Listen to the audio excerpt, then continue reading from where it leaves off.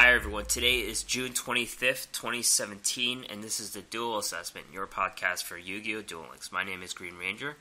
And I'm Deck Tech. And it's been a week of Mokuba.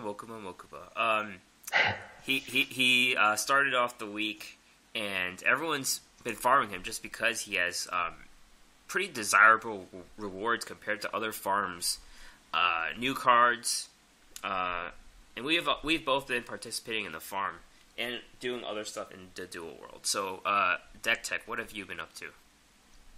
Yeah, so like we talked about last week, they have raised the character levels, and so it's kind of been doing Mokuba as well as racing to level up my characters a little bit to get some of those new cards. So I started out doing Odeon for regulation of tribe, or of the tribe, I don't remember. The tribe. So we're going to talk about later which of the cards seem good and for what reasons they'll be used. But I really wanted that card for Weevil, and then I actually promptly never used it, so that was a little bit silly of me, because I immediately went on to leveling my next character, which is Pegasus, and Weevil was not a very high priority for me, and whereas Pegasus has kind of broken onto the scene as Toons are kind of in the limelight now. So we're going to talk about that as well, but I wanted to get Pegasus's reward to do that. So I've been in leveling Pegasus running Moon World, which is attack the moon and a clown slash guardian control deck. And it seems okay, but probably not tier 1. Clown slash guardian control was already a decent deck, and I'm just not sure if Attack the Moon's kind of worth the slots.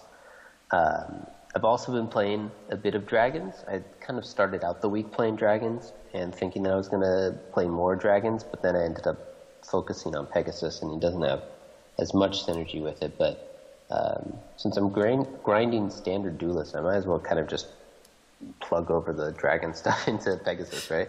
Yeah. Yeah. I don't know. What about you? What have you been up to? Yeah, mostly the Mokuba event, and then I don't have all my characters at 35. And I notoriously have Weevil in the single digits. But one of the cards I wanted was Time Machine from Bandit Keith, and luckily he was a level 35 for me, so I'm getting close to 39 now for the Time Machine, so I got the 7 completed, but I think you use the Sleight of Hand skill. I don't think you add the card to your deck. But I've also been trying to get 3-star demotion. I'm a little late to the party, but I got every skill from the Paradox Brothers. I keep getting repeats of Draw Sense skills, so 3-star demotion is the one that is getting away from me. Yeah, I think that, at a certain point, it no longer makes sense because it's ridiculous that it takes so long. But I do think it makes sense that the draw senses are more common than the character-specific skills. I'm not sure if that's documented fact anywhere, but I think I've noticed the same thing, and it kind of makes sense to me that there's tiers of skills and rarities with them. Yeah, this is one of those debates they have in games about probabilities and unknown probabilities for things.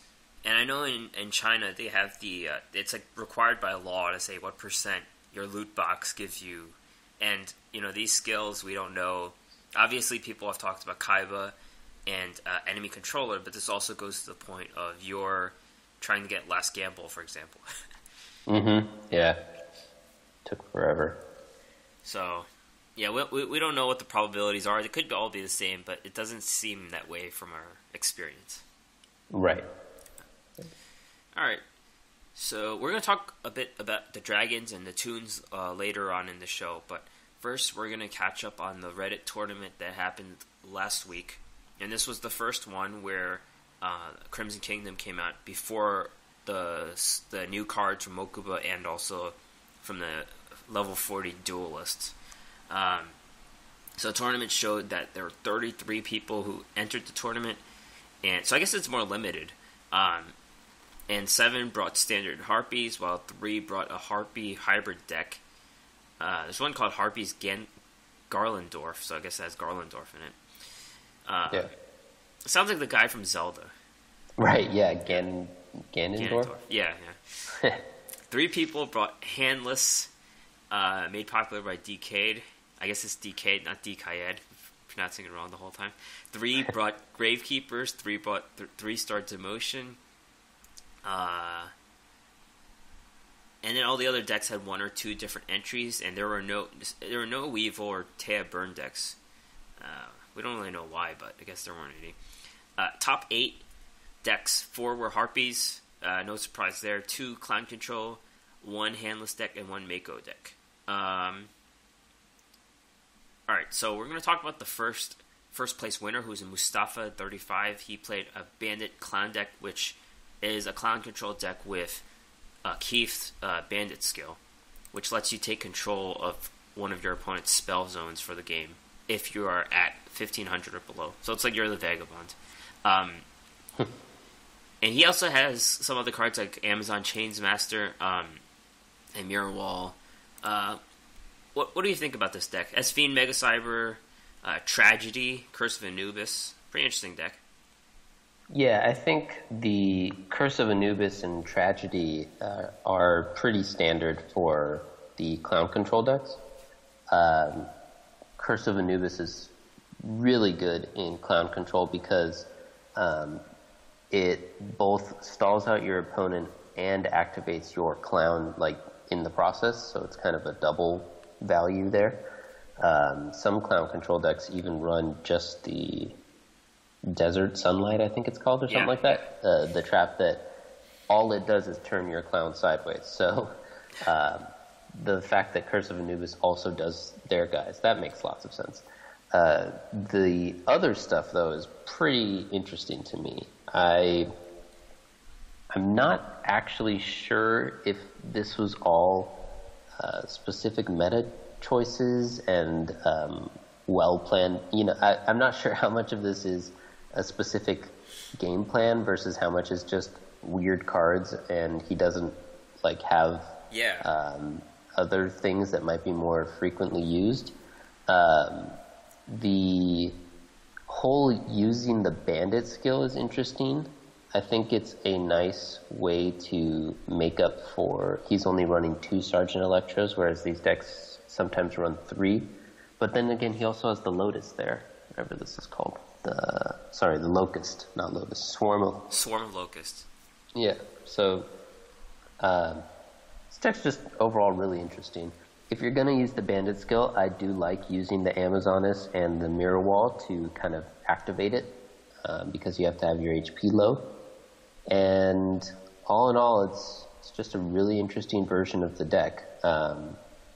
When I've been playing it, like I said, with my Moon World version, and one thing that the deck tends to kind of be very tight on cards and power, because you're running these underpowered guys, the clowns, and maybe some other similar cards.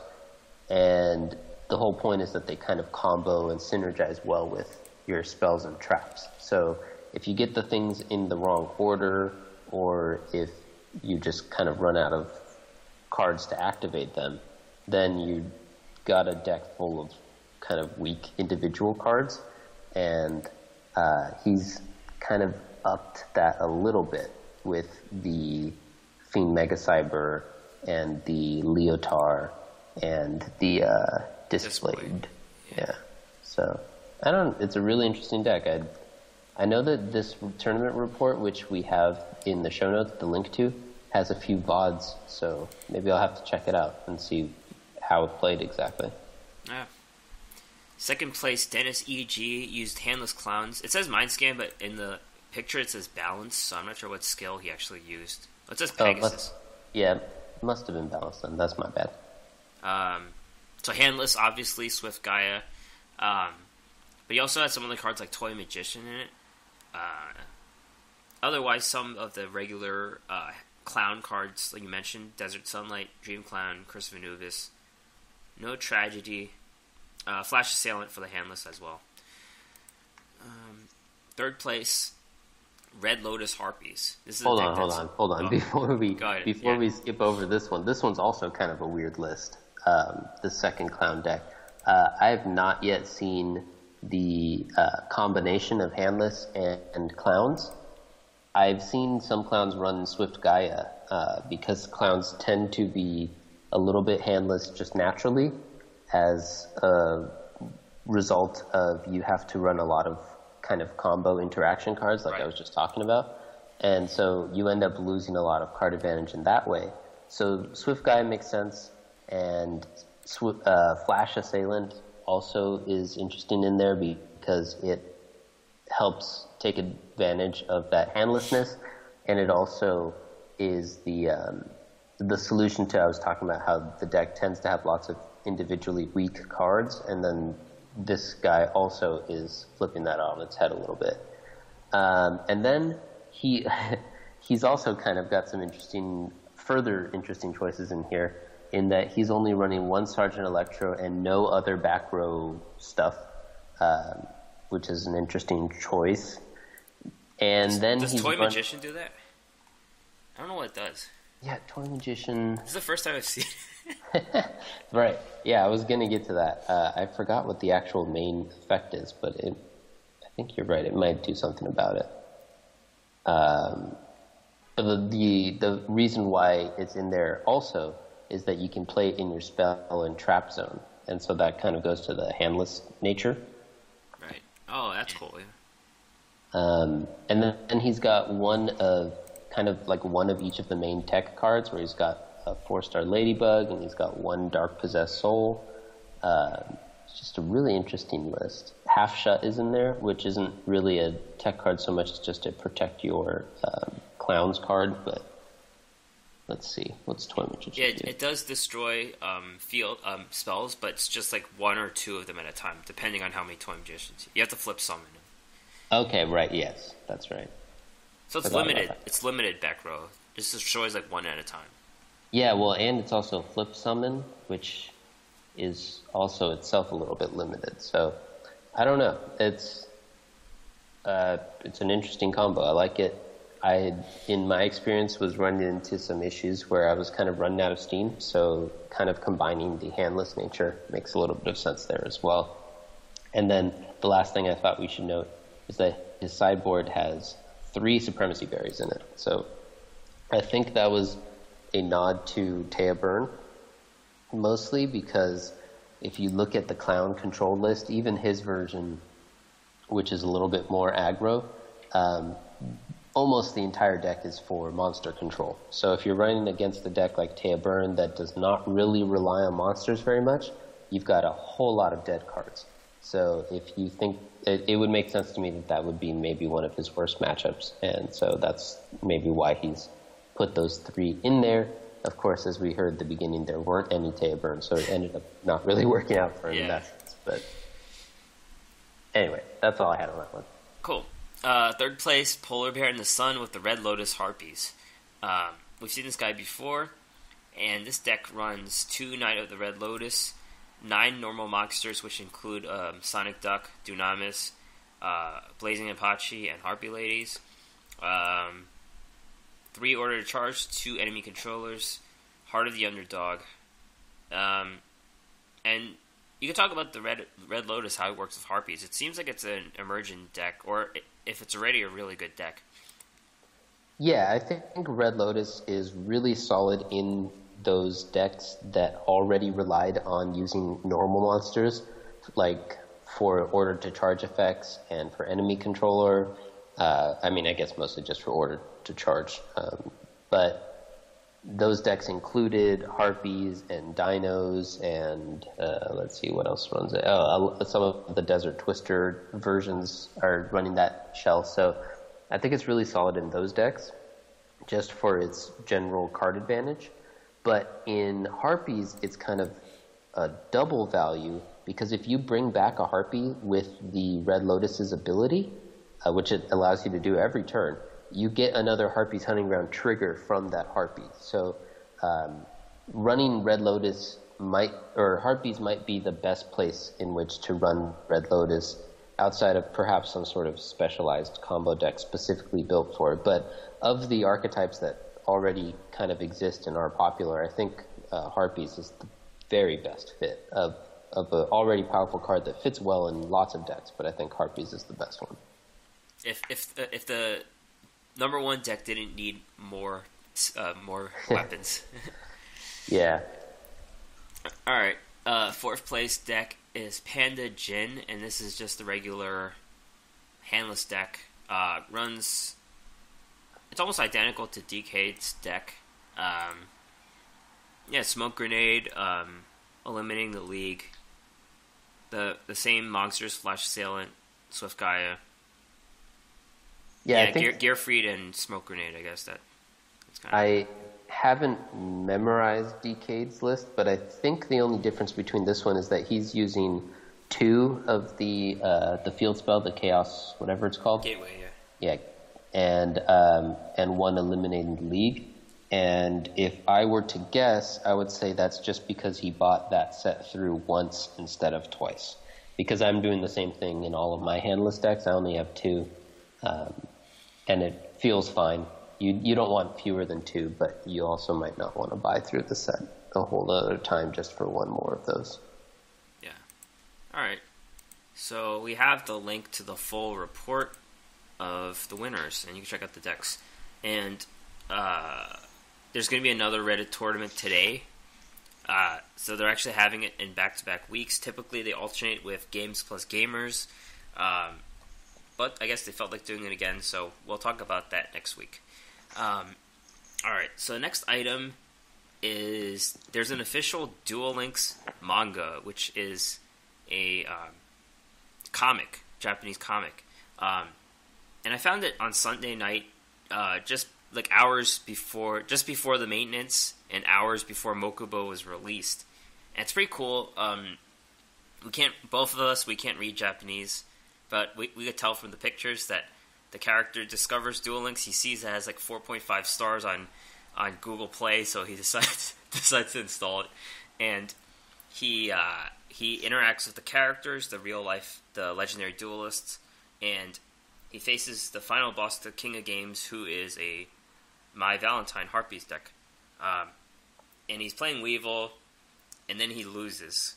And then at the end, Mokuba just shows up, and then it's like Mokuba. And I really like the attention to detail of it. Like, they have a lot of the animations, like the poses, which were identical to the game. Card choices were pretty on point. And also, it could mean that there are spoilers for the future, because this was released before Mokuba was announced. I mean, Mokuba was leaked before, but we still weren't 100% that it was going to be Mokuba for sure. We had that poll where most of our respondents thought Marrakesh Star was still coming. But it's something to keep in mind if they make more of these in the future. We have the link to that one there, and there might be more in the future. Yeah. All right. So the main thing is Mokuba came to the Duel World as a roving duelist. You can't unlock him as a character, but you could get all his cards. And this is like the Yu-Gi-Oh! Event where you get the cards, as we said. As usual, there were complaints about drop rates. And I had some complaints about level 30 versus level 40, but apparently the last 2 days have been pretty good to me, so I've evened out in getting a good number of level 40 farms. And these cards are actually really cool. Chase cards appear to be Dark Flare Dragon, which is the UR, Kinmodo Dragon, aka Charmander, as the SR, and maybe Beacon of White. His level 30 deck is the Poison Hamburger deck, which is a nod to, what was it? A nod to the manga, I think, where he tried to poison Joey. Right. He poisoned Joey, and Yugi tricked him. Yugi found that he was cheating, which is pretty much a standard theme in Yu-Gi-Oh! The bad guy's cheating. Right. And that was the previous manga, the one that's kind of within the world that is the Yu-Gi-Oh! World, in which it's called Duel Monsters and stuff. It is not this new manga that we just found. That's the old one. Yeah, and this one's kind of this one's crazier than ever. It's crazier than season 0 of the anime. Like, Kaiba releases like a serial killer to kill them. Like that's what happens in this manga. But that's right. As we discussed, and his level 40 deck is just a lot of dragons. The overpowered 1900 and 2000 attack dragons. He has Luster Dragon 2, Blue Eyes, and we discussed as we discussed in the last show. These decks seem pretty easy to farm if you have the right skills to do so. So why don't you talk about what you've been doing for the level 30? It seems like level 30 is more of a challenge than the level 40. Yeah, I think so. I think level 30 is a little bit trickier, and I think that part of the reason for that is that it has Poison of the Old Man, which does direct damage to you, so you can't use one of the more common methods that we'll talk about when we get to 40. But what I have been doing was I've been using the Paradox Brothers Labyrinth Builder skill, and this is kind of the suggested method that we talked about last week. But it ended up working out just fine. I got the skill while I was trying to get 3-star demotion, so I just kind of had it anyway, but it is a drop skill, so not everyone will have it, and you'll have to give tips afterwards on other ways to do it. Using this method, what the skill does is it allows you to shuffle 2 cards from your hand back into your deck to add a Labyrinth Wall onto the field for free, and Labyrinth Wall has 3,000 defense. Mokuba's cards, he has no spot removal or effects that change a monster's position, and no individual monster that has more than 3,000 attack. So the only way he can attack through it is if he ritual summons his Hungry Hamburger and then gives it a ritual armor.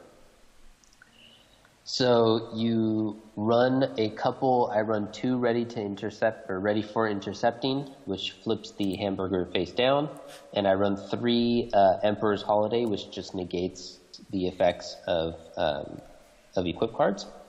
And so you just want to get one of those 5 cards and hold on to it, so that if he tries to use the ritual armor, you could flip the Emperor's Holiday over any time, but for the ready for intercepting, you need to flip it when he equips the ritual armor so that it falls off.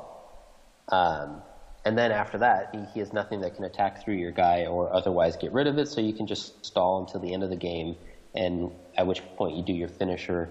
My finisher is the same one that I always do because I have a couple of union attacks. I have Master of Oz, and then I run a 1 tribute guy to tribute the Labyrinth Wall, and I use a double summon so that I can also summon the Vassal on that same turn, do it all in 1 turn, and then Secret Passage Treasure and Union attack up. It's pretty simple for, once you have it all in place, it works out pretty easily. The thing is that you need to draw the Emperor's Holiday or the Ready for Intercepting before he draws the ritual and the armor stuff. And he's got a couple tutors, so I think once or twice he's beaten me to it, and I ended up losing those farms. But for it's almost guaranteed win because you've got a lot of them in there, and you can actually up the quantity of them as well. My version is only running 5, and it has no tutors for them, but you can, if you want to be extra safe, you can add a couple more. So you don't run... Wait, you run Raime, right? Raime? The searcher for... Oh, you don't play on Happy Girl, sorry. No, yeah, I don't run on Happy Girl. You could run the Owl, I forget what it's called, to search out traps. Right, yeah. But I just run some card draw and stuff in there, and I was too lazy to kind of modify the deck after I initially built it, so I'm just going with what I got, and like I said, it works almost every time. I think I've only had 1, maybe 2 fails. But. Cool. I guess I could talk about the 30 that I use, just the one that uses on Happy Girl. And when I started this deck, I didn't have Labyrinth Builder. I got it in the middle of the week. But the one that I run has Unhappy Girl, Circuit, and Temple of Kings for Blue Eyes Ultimate Dragon, and it also has Relinquished. and I do run Ready for Intercepting and the Emperor's Holiday, so there's a lot going on. And it's not 100% consistent. I'd say like 80%. If you would lose if you don't get your Unhappy Girls, or sometimes he summons a Blue Eyes and kills you. But I'd say 80% consistent. Typically get 8 chests out of it. So I just jam everything in. I don't have Fusion, but I have Ritual, Special Summon from Circuit, Blue Eyes Ultimate Dragon, Vassal. So, yeah, you could do it on Unhappy Girl. And 40 is a bit easier just because he runs dragons, and there's no way. The strongest monster he has is Blue Eyes White Dragon, and he can't remove your guys. So the best skill to use is Elements Unite, which gets you the Gate Guardian, and of course you have 500 life points, but he does not have Poison of the Old Man, so he can't kill you by destroying he can't just burn you down. And the tricky thing about it is he runs 1 negate attack, so you have to either nullify the negate attack or get rid of it earlier. Right. Yeah. Should we talk like what? I guess you're using like what? I guess I want to talk about mine. I guess because I run the Skull Red Bird and the Faith Bird and White Elephant's Gift. It's a pretty good way to get through the deck. When you're playing Elements Unite, obviously you're at a card disadvantage, so you have to race Mokuba and draw cards, I guess. Yeah. Mm-hmm. Yeah, that's true. My version's not very exciting. I just do it with Shards of Greed and Jars of Greed and Pot of Benevolence. And also with this one, you could do Goblin's Secret Remedy and Abyssal Designator, so you could have 100 life points for that bonus. Yeah. Cool. I guess we could talk about what we got.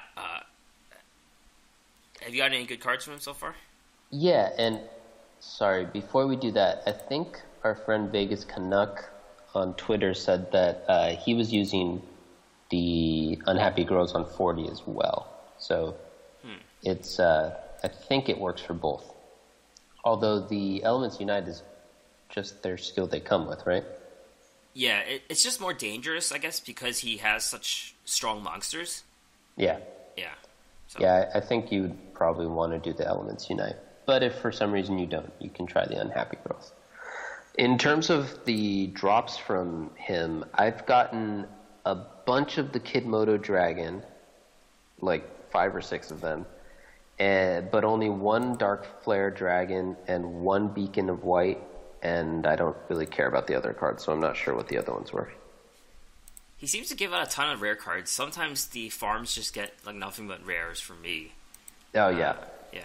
I've gotten a good number of farms, especially against the level 31, but I've gotten a good number of farms that are indistinguishable from standard duelist farms, where you just get like, a couple rare gems and those same like normal rare cards that you get from everyone. And yeah, he draws a 1500 attack dragon.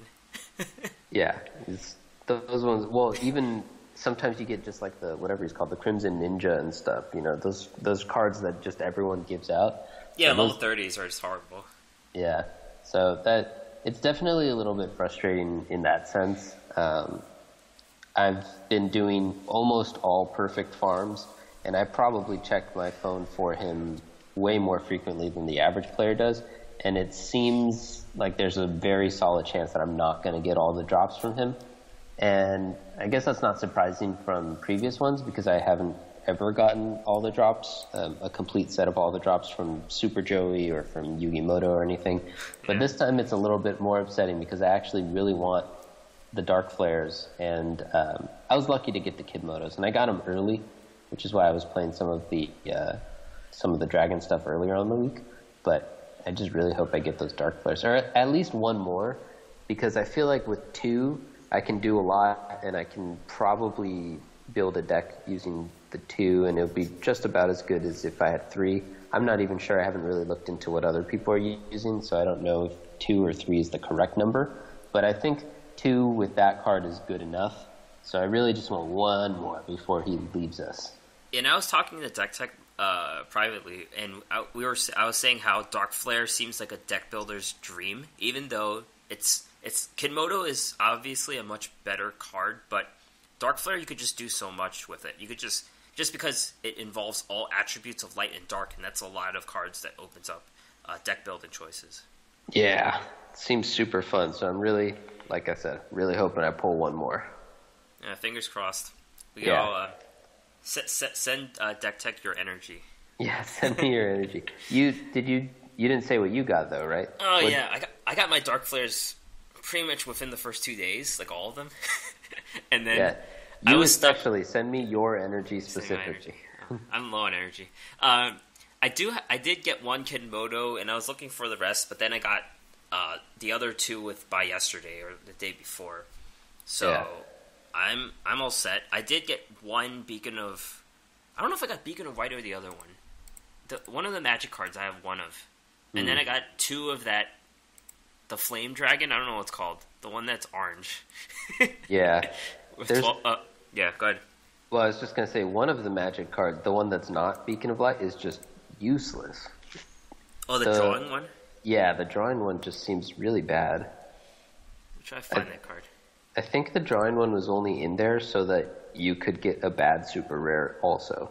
That's kind of what I'm thinking. Let's see, Advanced Draw. Tribute one face-up level 8 higher or monster to draw 2 cards. I mean, compares to Pot of Greed. You know how bad it is. Yeah, but even compared to, like, the White Elephant... Yeah. It's just... I'm sure that it'll get some use. Someone is probably brewing some crazy way to use it now, but it just doesn't seem... Most of the level 8 or higher dragons anyway, you are normal, so you could just use the White Elephant. So it seems like it's not very valuable to me. I think it's mostly in there just to thin the pool. So there's... Because you can't... I mean, you could, but they don't want to have all of his cards be really good, especially compared to the guys who have come in this type of event where their cards, a lot of them aren't good. So you can only make Mokuba so good. Yeah. But overall, these cards are pretty... Like, the chase cards are pretty important cards to get. So, yeah, I think so. We do encourage you to play them if you haven't played them. So, yeah. All right. So, we're going to talk more about the dragons later, but other news items is the level cap increase, where they increased all the LDs to level 40, so each duelist has 2 cards to get. Some of the cards are repeats, but some of the cards are completely new, so that's pretty exciting. We have a bunch of new cards. There's also a 1.5 times experience campaign going on until 27th, so it's an easy way to level up your characters. It's the best way. I mean, now's the time to grind up, because it takes a while to get to 40. I joke that Deck Tech will get all of them by next week, but even he can't do it, so it's going to take a while. Yeah. Each duelist gives you 450 gems, 200 and 250 for some of the levels, a UR gem, and the cards. We made some of the predictions of the cards, and some of them actually came true. I mean, obviously, you just go in the data mine, and you see which ones have been released, and you try to guess which ones haven't. So that's how I did it. And some of them were surprised just because they don't show up in the data mine, so you expect these cards to show up, but then there's... I don't know why that happens. They just have cards that are not in the data mine. Like, I don't know why they selectively try to get some of them. Maybe the person who mined them didn't find them. I don't know what it is, but bunch of new cards. Does that make sense? Is that even possible? Like, I don't know, like I don't know how exhaustive the search is. Like, it might be like a hidden folder. I don't know how it works. Yeah. Maybe. Yugi's cards are Vandalgian, the Dark Dragon Lord, and Sorcerer of Dark Magic. You don't think these cards are much of a priority? No, I don't. Vandalgian seems really cool, but it's the same trigger of you have to play a counter trap, just like Dark Voltanis was. We talked about Dark Voltanis a while ago when it came out. It's a really cool card and a really cool concept, but there's just not that many great counter traps in the game right now. And also, of course, just the whole requirement that you wait on your opponent to do something so that your entire deck can work is just kind of a little bit scary and dangerous. And so maybe at some point we'll get some more universal counter traps or something like that that can make these cards more valuable. Since we have Dark Voltanis and Dalgian, once you get some good counter traps, I think that deck will be built right away, because you've got enough things to kind of make it work at that point. But for now, there's just no priority there. I wouldn't spend my time on that one yet. I wouldn't spend my time on that one unless we get that counter trap, and then you'd be like, okay, now it's time to grind him up to get that. Cool. For Kaiba, he's giving out the Majesty with the Blue Eyes and Blue Eyes Shining Dragon. Powerful cards that work with Blue Eyes. So it's medium priority to level 38, you think, for the Majesty with Blue Eyes, and you think Blue Eyes Shining Dragon is too expensive? Yeah, that's the quick version. I saw a combo deck, one turn kill. The poster said that it's not like a serious deck, it's more for memes. I have not yet tried it since I've not leveled up my Kaiba, but it revolves around getting a bunch of Blue Eyes into your graveyard and then using the Majesty. No, the Majesty of Blue Eyes is to put them into the graveyard. It's using the Beacon of White Eye, which Mokuba drops, to make that your win condition. So there's some fun there and some power. I really like Majesty of, I guess it's called Majesty with Eyes of Blue. And I really like that card because it is both a good stall card and it kind of fuels that engine. So I don't think it's probably the highest priority, especially since the only reason why you do it is to build this one meme deck at this point.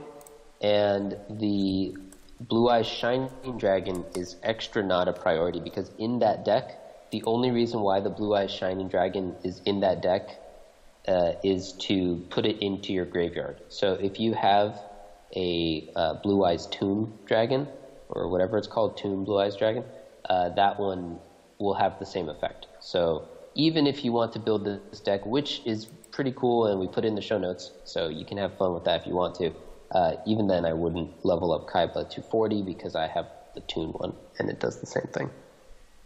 Alright. For Joey, you could get the card Copycat and Blue Flame Swordsman. I didn't know, I just looked up Blue Flame Swordsman right now, and I didn't realize it had, all the stats you would want in a 4-star. Like, I thought, because Flame Swordsman is a fusion monster that's like 5 stars, I think. So this is like a million times better than Flame Swordsman. But it's mostly, upside with fire types and if warrior cards become a thing. But not much of a priority unless you really want the Flame Swordsman, the Blue Flame Swordsman, I guess. Right. The Blue Flame Swordsman's ability allows you to bring back a fire warrior. And right now, the only ones that are in the game, I'm pretty sure, are Knight of the Red Lotus, Phoenix Gearfried, Blue Flame Swordsman himself, so you can't do that one, and the Fusion, whatever that one's called. So it has very limited targets, so you're not going to get as much out of the effect. Maybe in future sets, although it's a little interesting because we just had the set with Warriors and Fire. So you'd think that this would be the set in which we'd have gotten a few targets, but oh well. I guess Joey didn't get his good cards this time. Yeah. Alright, my Valentine, Amazoness Trainee and Amazoness Paladin. Trainee needs to kill 2 things before it's worth it, and the Paladin needs another Amazoness on her side besides herself. I mean, with Maya, you typically play Harpies, but I guess you would only go for these cards if you do want to build some serious Amazoness deck. Yeah, so it's not much of a priority unless you really want to shoot for that. Yeah, there's not much to say there. Taya, Dark Burning Attack, and Mystic Walk. Dark Burning Attack, it seems like it could have a use in the Dark Magician version of 3-star Demotion. But it's limited just because you do need the Dark Magician Girl instead of the Dark Magician. Mystic Walk. Why don't you talk about Mystic Walk in 3-star Demotion? Yeah, so I Mystic Walk allows you to. It's a quick play, and it says, I can pull it up for the exact language, but it essentially says tribute a monster on your side and gain life equal to either its attack or its defense. You get to pick. And obviously 3-star demotion is looking for various ways to gain life, so that you can use the activate the ability a few more times. It's also good because there are a lot of, if you're putting a lot of resources into one big guy, a lot of decks will try to target that. So you're seeing people obviously hitting it with Order to Charge, Enemy Controller, and Soul Exchange, stuff like that. So this is a good way to kind of counter those while protecting your guys and setting yourself up for the next round of 3-star demotion. So I could see that maybe working in the deck. The deck tends to be pretty tight in slots, so who knows if it's worth the spot, but I kind of like it. Can you use Mystic Walk to kill, to use jowls, and then you kill your enemy's monster? Oh yeah, for sure. It works. It works in my version, which runs 2 jowls. For that very purpose, I kind of like it. It's a nice tempo play, except that leaves you with a jowls face-up attack position. Yeah. And they're pretty weak. So you're going to take the damage back. Right, yeah, you're going to take it right back. It also seems pretty cool in kind of one of my pet meme decks, which is the Cyberstein deck with Taya. And it seems, because messing around with your life in that deck is very important, and for the same defensive reasons as quick plays, and also because in that deck you have the Cyberstein, you have to have your life low, and then Cyberstein is this little body. So if you don't win on that turn because they Kuribo'd you or whatever, then you are very weak to being attacked into by Cyberstein, or into your Cyberstein. So it can protect by clearing the Cyberstein off the board. And finally, it seems really cool with cards that remove the monster at the end of turn. So Jowls was one example that you gave, but another really cool one seems Summoner of Illusions. You can get a Blue Eyes Ultimate, whatever he's called, dragon, and swing in with it, and then before it leaves at the end of the turn, you could then sacrifice it and gain 4,500 life. So I really like that card. I'm not sure if Mystic Walk will be a meta card, but it seems like a really fun card for brewers such as myself to kind of play with, and it seems like an interesting combat trick for all those various reasons that I just talked about. And Taya's pretty much the main farmer in Duel Links, so everyone should be able to get these cards quicker than the other ones just by playing her to farm stuff. So that's just one thing to note. Weevil is giving out insect armor with laser cannon, which is pretty bad. And also DNA Surgery. DNA Surgery is an interesting card in the TCG, I remember, because you could combo it with Insect Barrier or also Parasite, so your opponent can't attack. It also works with Regulation of the Tribe, which is the new Odeon reward. But it seems like it's a really card dependent trick. Just because you need these cards, you only have one of each to make work. Yeah, and you need them to stay on the field. And we were just talking about how there's a good amount of, I think this might have actually been before the show, but there's a good amount of back row disruption now in the game. Early on in the game, there was not very much, but now we've got a lot more options. And so, keeping them both alive might be a little bit tricky as well. All right. Rex Raptor is giving a Jirac, Tyrannus, and Fossil Dig. It's kind of weird. Big Evolution Pill.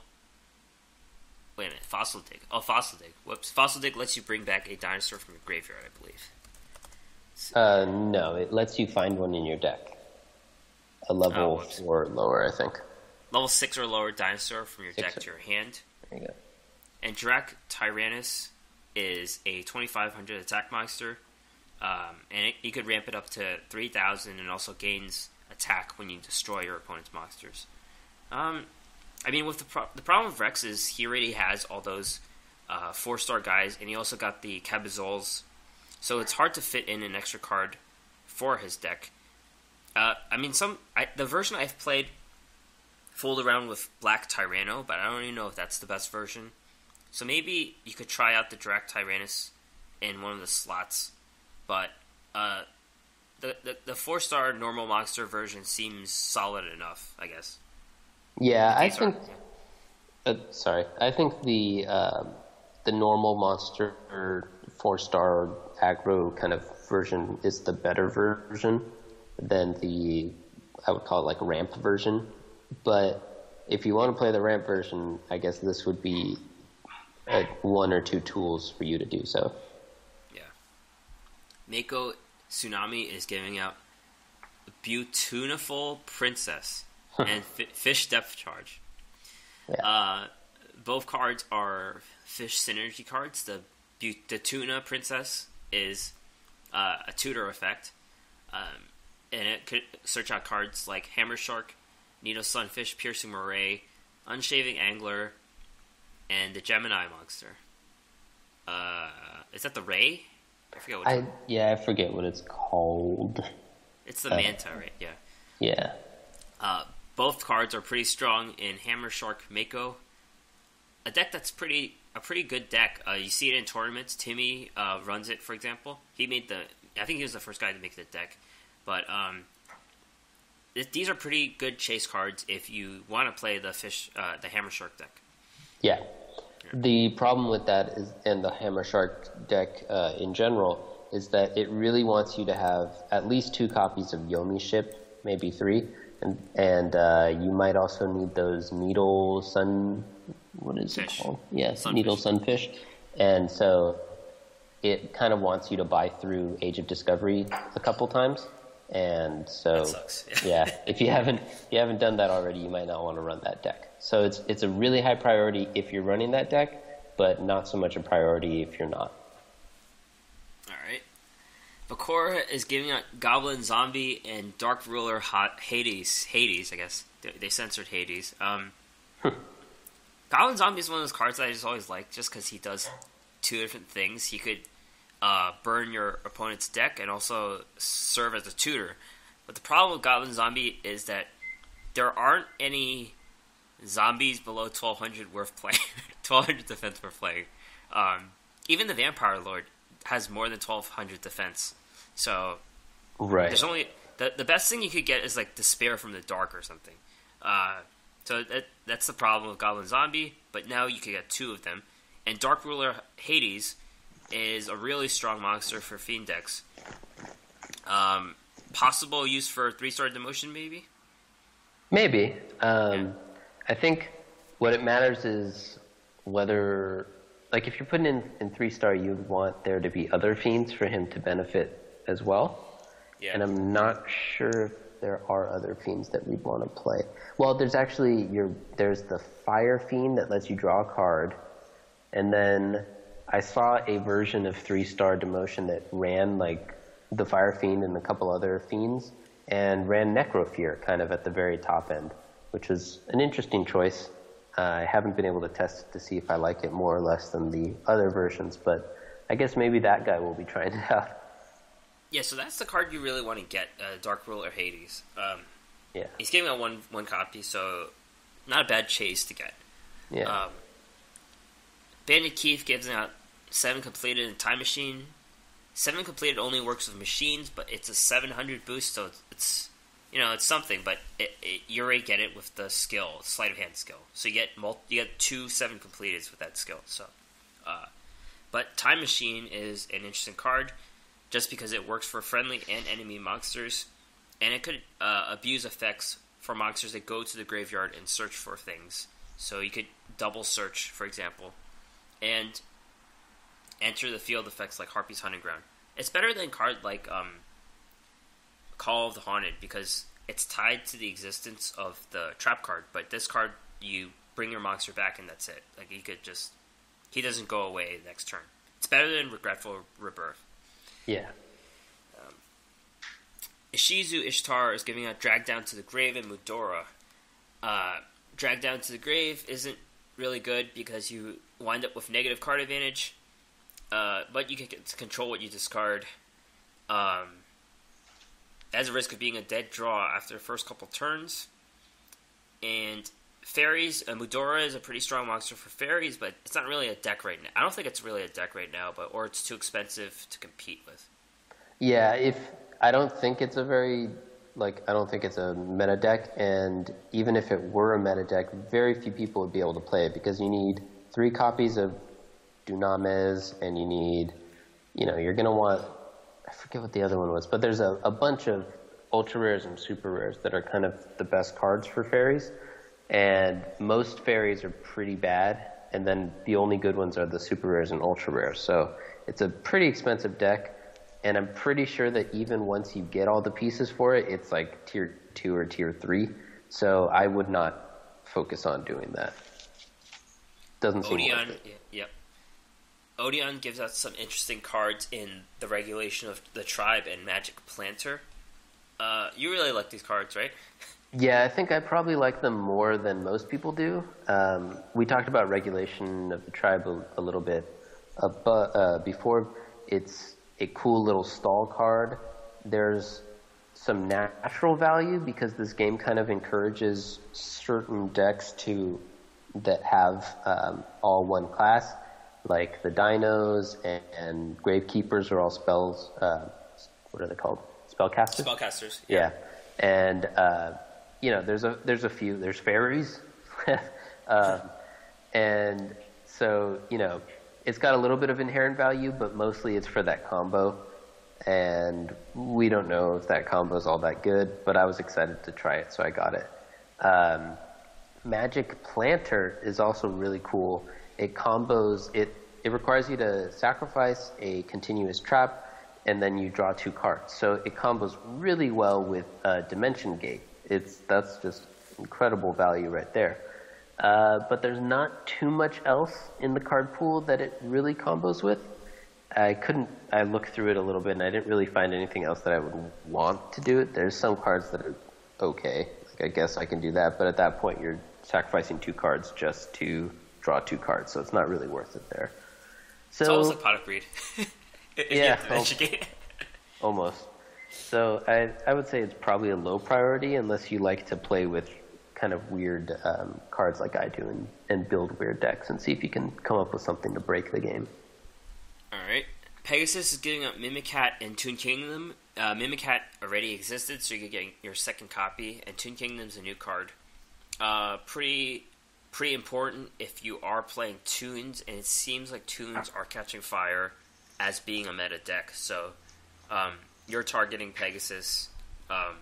Right. I guess you would have to have a full complement of cards to make it work. Like, you would have to have farmed Pegasus before in the events to get the cards. Right, yeah. Obviously you can't play Toons without the Toons, and most of the Toons were only available through the Pegasus event. So if you weren't around or if you didn't go that hard at the Pegasus event, then this one's not for you.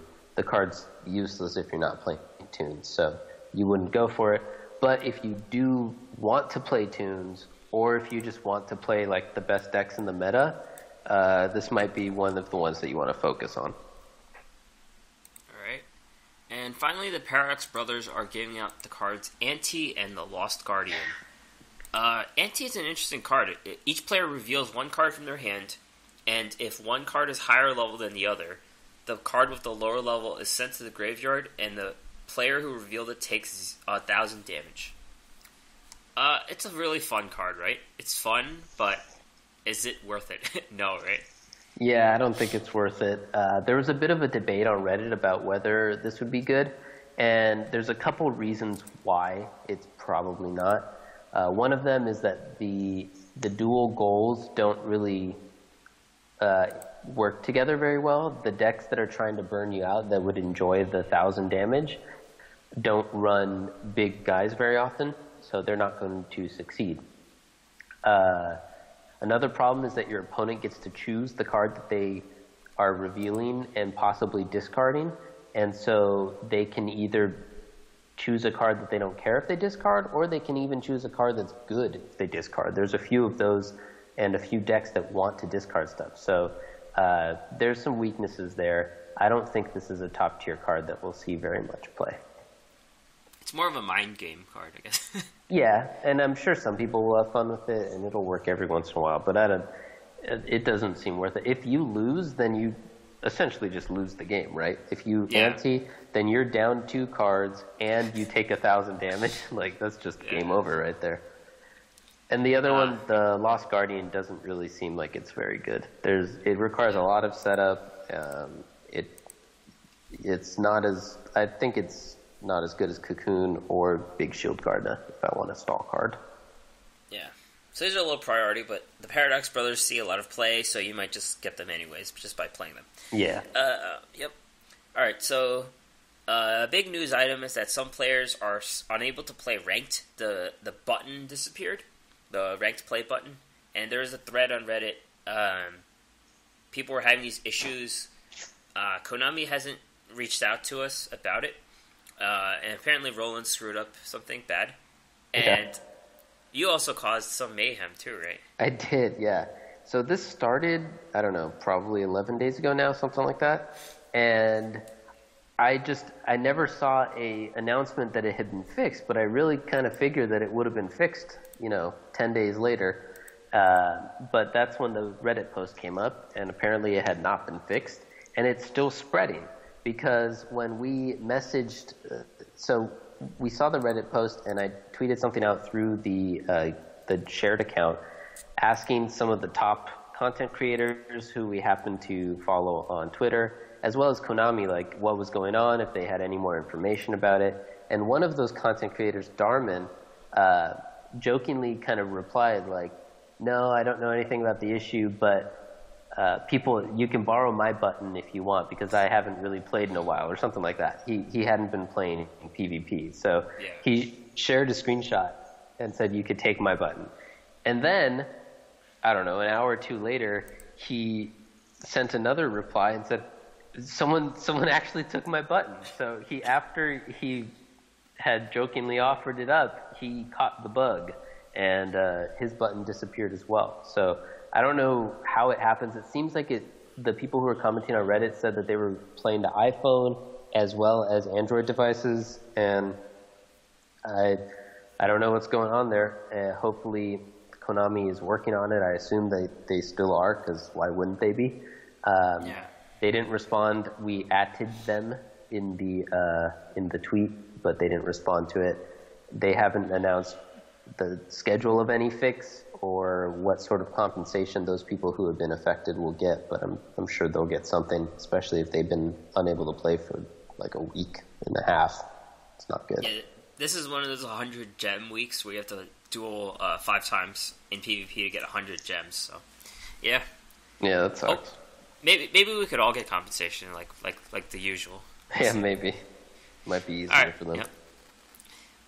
Bakura's coming back with the Destiny board dice event, and there are some new rewards. They specifically said new rewards this time, so it's possible he's giving away Necrofear and some new stuff. I would expect Necrofear, and there's been speculation based on the data mine exercises, 4 cards posted on Game A, and also some that I think might make it. Snipe Hunter is a card that is rumored to come out, but I think it's too good. You basically have a 67% chance of destroying something, so that's too high. Yeah. Curry Bandit, I don't think... I mean, Karibo is just like a Yugi card, so I don't think it's tied. I don't think Bakura's going to give it out, but not a very good card. Fiendish Rhino Warrior. You think this one seems good? Yeah. This is one of the 4 speculated ones. Yeah, I think it seems to fit pretty well. It's at the right power level. It fits the theme of a theme, so I think it could come. Cool. Mask of Darkness lets you get a trap from your graveyard. Another card that's tied to Bakura. This one is actually... The Rhino has no tie to Bakura, but this one does. And you think it's a good fit, too. Yes, yeah, I think that this is great power level for the game. Seems like the type of mechanic that they would be bringing in, and like you said, it's got a tie to Bakura. So, I think back in the day in the TCG, this card was limited just because they had really good trap cards. Like Torrential Tribute isn't in Duel Links, but the traps aren't too much of a concern in Duel Links. That's why it seems like it works. That's interesting you say that. I didn't realize that it had been limited. I had them back in the day before that, probably. I feel like it was limited. I believe you.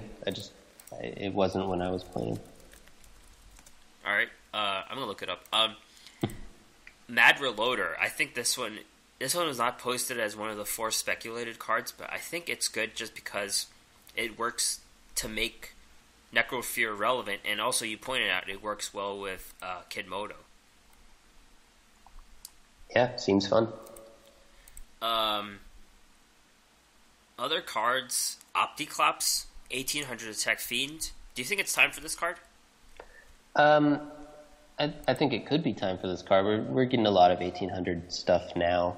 I do note that it would probably be the best beater for new players who tend to use Power of Dark as their skill for Yugi. And so it would be 2,000 attack with that, and that's very strong. So maybe it would be limited. They only give you 1 or something like that. Or maybe they're just reshifting the meta.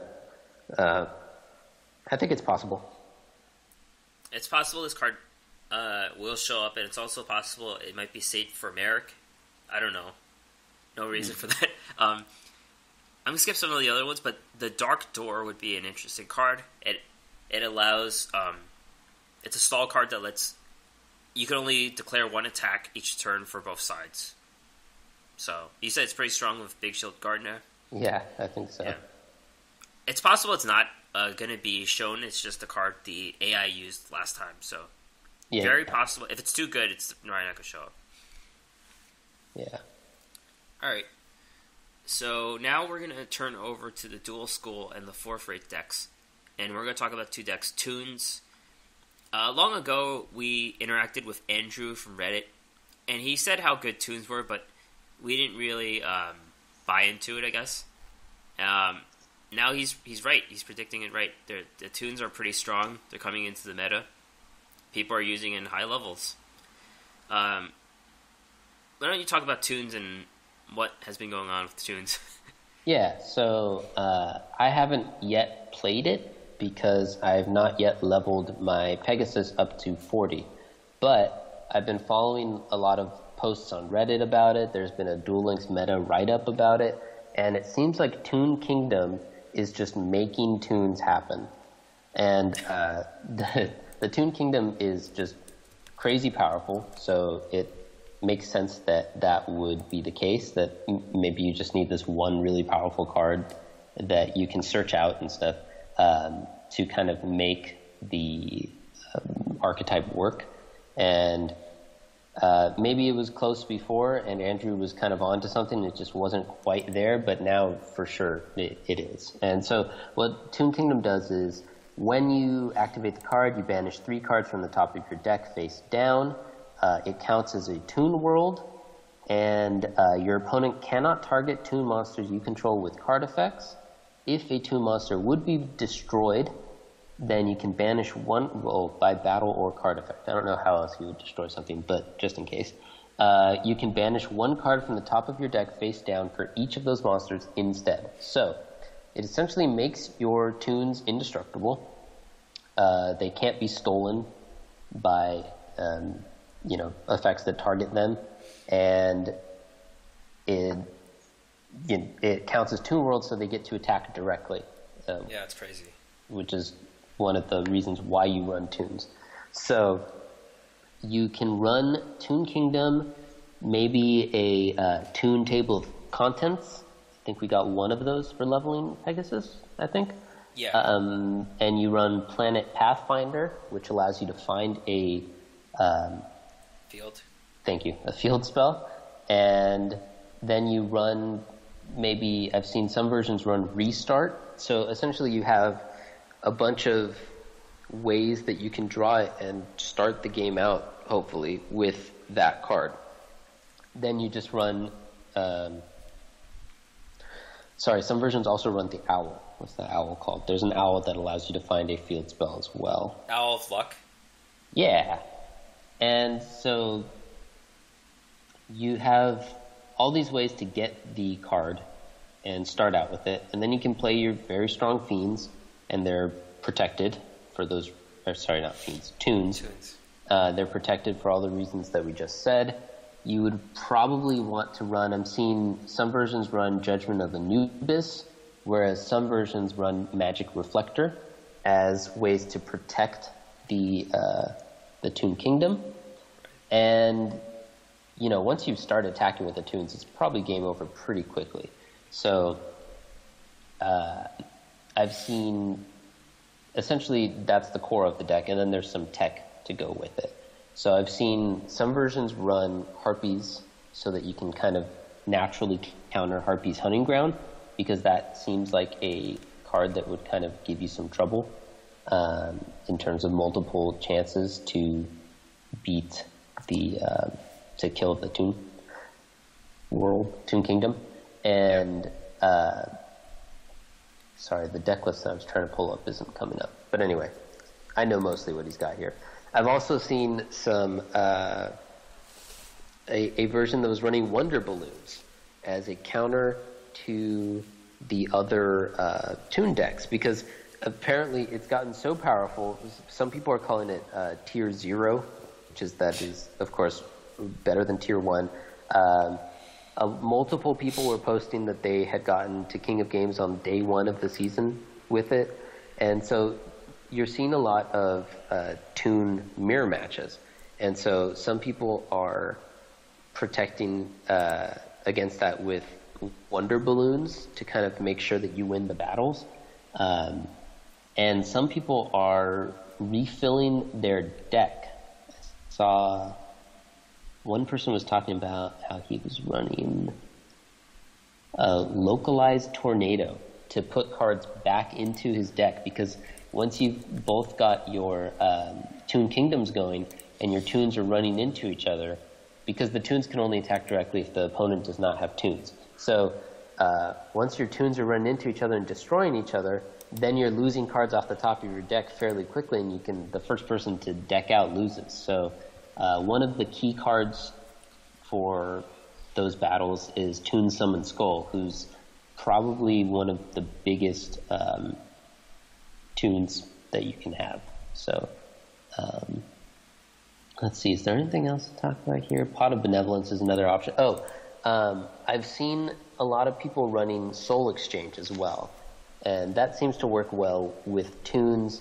You've got the Dark Magician Girl and the Toon Summon Skull, and the reason why it works particularly well is that you don't have to pay the downside of, when you Soul Exchange, you can't attack that turn. But with Toons, you already can't attack that turn. So you're essentially getting double value there by cheating it out. So I think that's a good move as well. And I think that's kind of all I have on those. Really looking forward to trying it. I had to look up what Localized Tornado was. Oh, yeah. I didn't even know what that card was. I did too. I guess we should tell the people. It allows you... Well, do you still have it up? Why don't you tell them? You bring all the cards from your graveyard into your deck. Yeah. I think, yeah. I think it was hand in graveyard? Deck. Oh yeah, hand in graveyard. Yeah, you're right. Yeah. So, just to refill for those battles, like I said, when you are losing kind of your deck, because the first person to deck out would lose that game. Yeah, so this seems super strong. Yeah. Just because of the inclusion of one card, that's crazy. Yeah, if you get that Toon Kingdom going, and there's enough ways to search it out that you can get it going really early on, then it seems like it's almost an unbeatable deck once you get that going. So, new meta.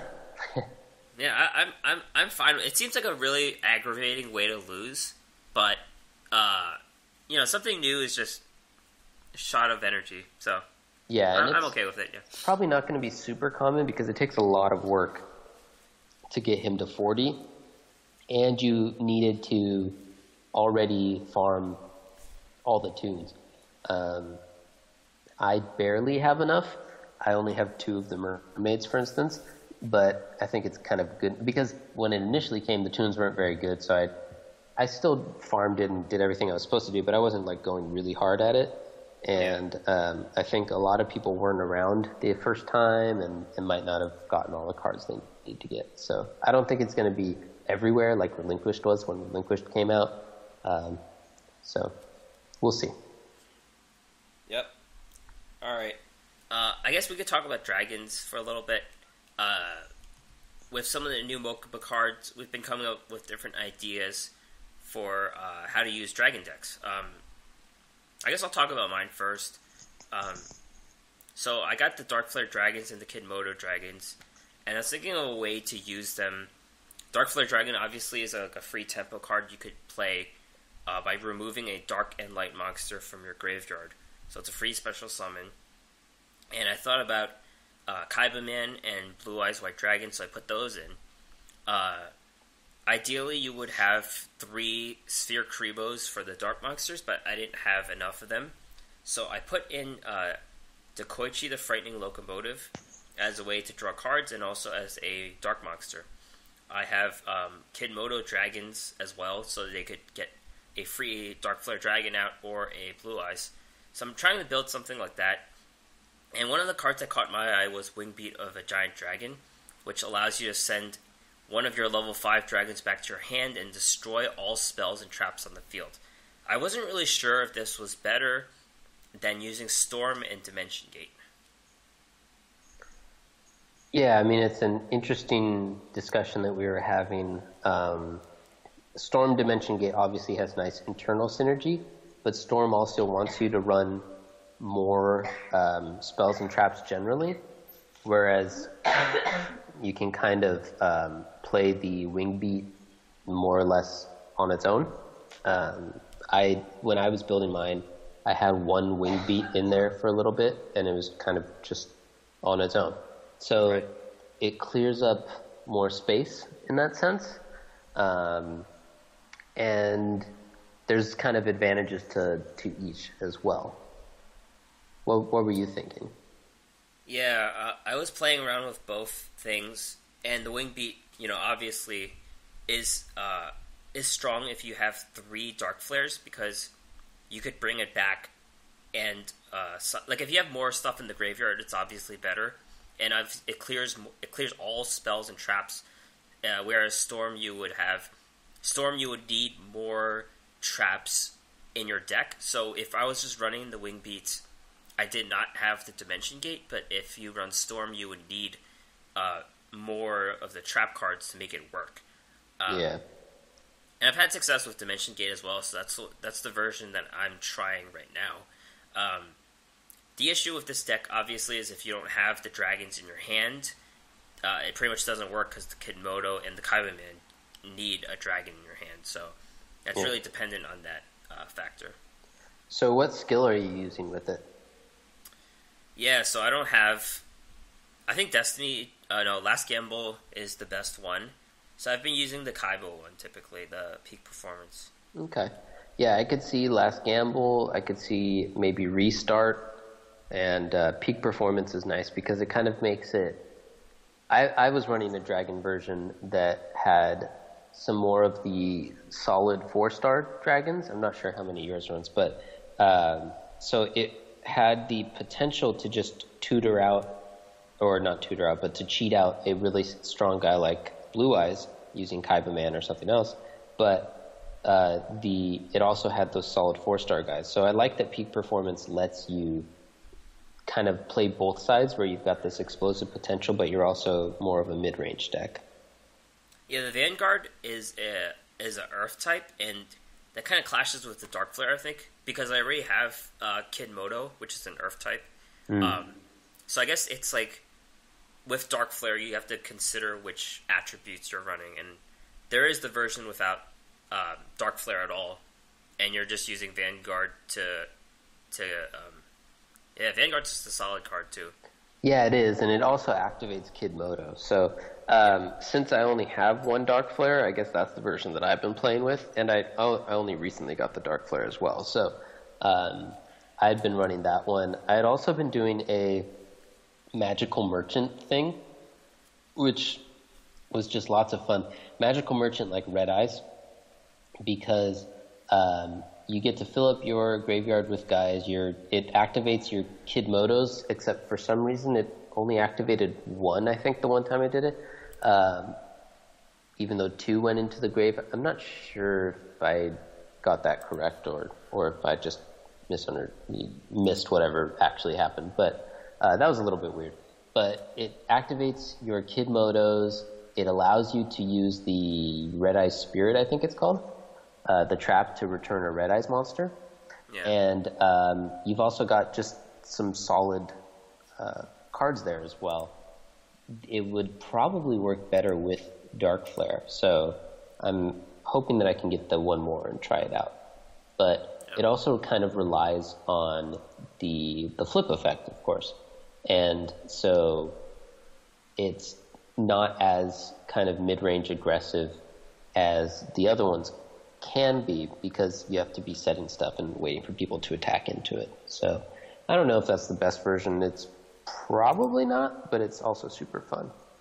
A similar thing was you can use Dust Knight with Kid Moto to not fill your whole graveyard with guys, but to get that one Kid Moto for the free summon. So there's some nice tricks there, and I think there's enough room to play with it in terms of various different things you can do, that I'm pretty excited to mess around with that more once we finish up Mokuba, and hopefully I get all the cards I need for it.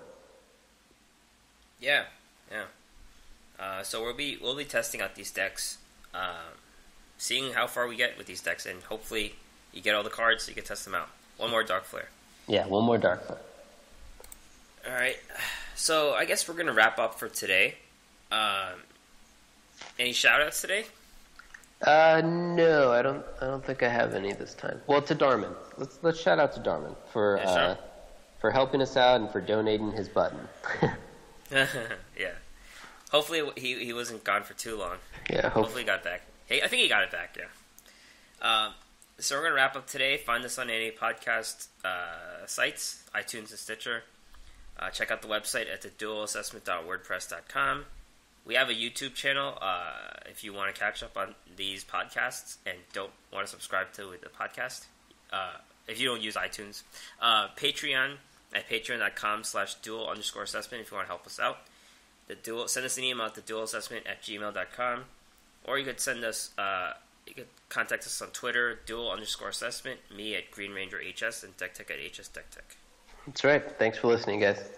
All right. See you guys.